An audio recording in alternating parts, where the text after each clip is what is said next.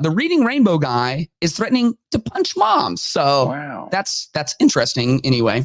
So who are the Moms for Liberty and what have they done to absolutely piss off LeVar Burton? LeVar Burton, who is famous for the host of Reading Rainbow, Butterfly in the Sky. I loved Reading Rainbow as a kid. He was also Geordi La Forge on Star Trek. If you don't remember him, he had the world's absolute coolest glasses. And he just created some controversy at the National Book Awards for going off on a group called the Moms of Liberty. Let's take a look at LeVar Burton in a light that maybe you haven't seen him before. Welcome, everyone, to the 74th National Book Awards. Thanks. Before we get going, are there any Moms for Liberty in the house? Moms for Liberty? No? Good. Then hands will not need to be thrown tonight.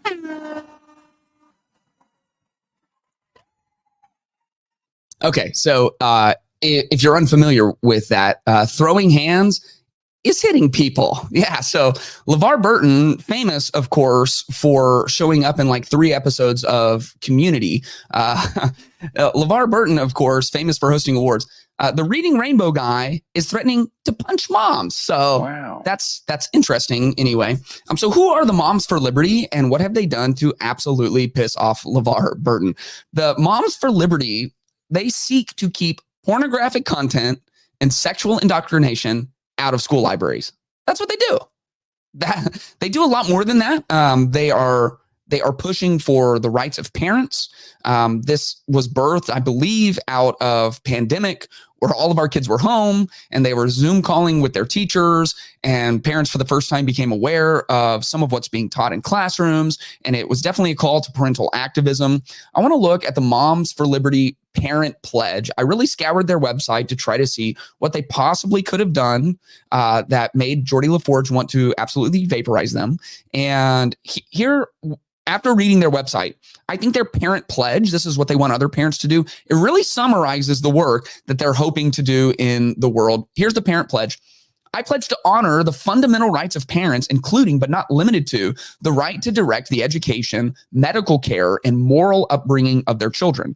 I pledge to advance policies that strengthen parental involvement in decision-making, increase transparency, defend against government overreach, and secure parental rights at all levels of government.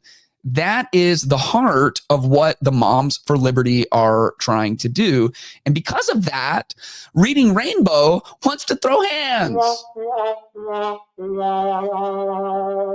So the world is getting interesting. And that's what Moms for Liberty is actually trying to do. Now, to have a nuanced view on this, let me say this. I grew up in church, and now I'm a Christian pastor. And growing up in church, sometimes you find people who have the best intentions in the world. I mean, they love the Lord, they love people, but they are lacking maybe in social skill. Wow. They are lacking in tact. Wow. They are lacking in experience with human beings who aren't just exactly like them. Wow. And so you get them in the wrong environment, or you get them really excited, and with really good intentions, they come across really poorly. That can happen to literally anyone. And what we shouldn't do is we shouldn't judge someone's entire movement off of like 1 or 2 video clips we can find of their worst representatives. And that's typically what we do. A huge problem in culture today is arguing based off of the anomalies.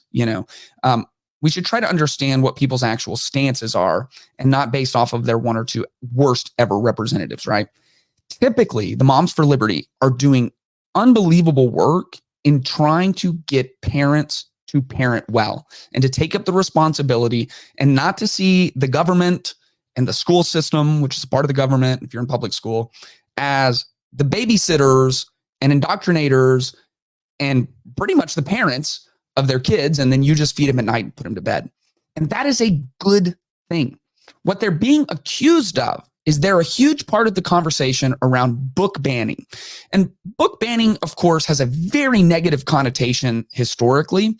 And the thing that's obviously dangerous about book banning is then, depending on who is in charge at any given time, they can ban the books that seem to oppose them, which means if there is someone who is very secular and antagonistic towards your specific faith, they could hypothetically try to ban all of the books that undergird your faith. And so that's not good. So book banning is like a really serious charge, and that's what's being charged against the Mothers for Liberty. However, book banning in this case is a misnomer used to draw support against parents protecting their children. The idea that book banning and ensuring that the school library does not have pornographic material in it is somehow the same thing is absolutely wild. Not the cap.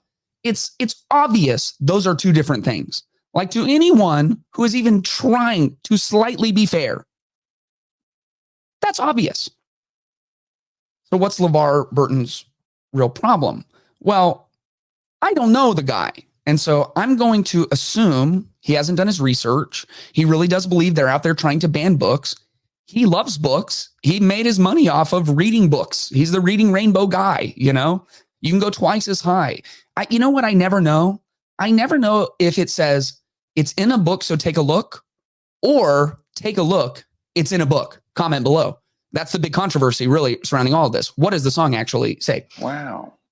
I'm going to assume he's just heard these are radical people trying to ban books everywhere, not that these are concerned parents who are finding pornographic material and sexual indoctrination in the libraries of their schools and protesting to get that taken out, because I think it just seems obvious that shouldn't be in a library if it is. And if you saw this accurately, what you would see is that the Moms for Liberty aren't against you if you are pro-reading and pro-education, that they're actually helping you. They're creating an environment where parents can send their kids into a library confident that whatever they pull out of that library is going to be healthy and wholesome for them. Protecting children is important. And even if groups aren't doing it exactly how you want it to be done or exactly perfectly, we should be thankful that there are people out there with the primary objective of protecting kids. You know, Jesus is like known as the guy of love, and every once in a while he flips over some tables and we just kind of ignore that. Here's how Jesus feels about kids. It says, if you cause, this is a quote from Jesus, if you cause one of these little ones who trusts in me to fall into sin, it would be better for you to have a large millstone tied around your neck and to be drowned in the depths of the sea. Shots fired. That's by Jesus, okay? That's how Jesus feels about leading a kid into sin, about stocking the shelves of your library with obscene pornographic material. So if that's not happening, then don't worry about it, because the Moms for Liberty won't have anything to find. If it is happening, they're going to find it, and we should be grateful for that. As believers, Paul told the Ephesians, take no part in the unfruitful works of darkness, but instead expose them, which means that if there are unfruitful works of darkness, and I think leading a kid into sin and temptation, according to Jesus, would definitely fall into that category, then we actually have a biblical injunction to expose those things. And the real simple truth is, if we cannot protect children in our society, we have truly fallen past the point of repair. And everyone kind of has this wondering of like, when exactly is the West and the United States going to fall past the point of return? And I'm an optimist. I don't think we're there. I don't think we're close. I think there is so much hope, and I have so much hope for our culture and for our country. As bad as things can seem right now, I'm going to stay optimistic. But if we cannot protect children, if that is no longer the consensus, that is a really, really bad sign about where we're at. If you enjoyed this clip, make sure you check out the full podcast and subscribe and hit the notification bell to stay up to date with all new content. You can also support the channel at patreon.com/Clayton Tyner. Link is in the description below.